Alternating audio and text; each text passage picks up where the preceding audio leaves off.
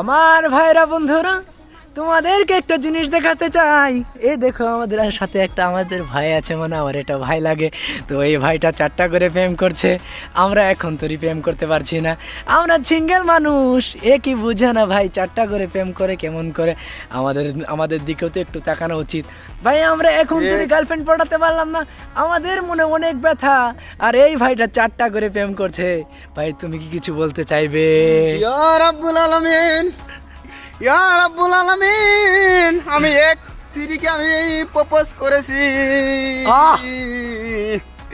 সে আমার প্রপোজ করা দেখে হার্ট অ্যাটাক করেছে রে মাওলা।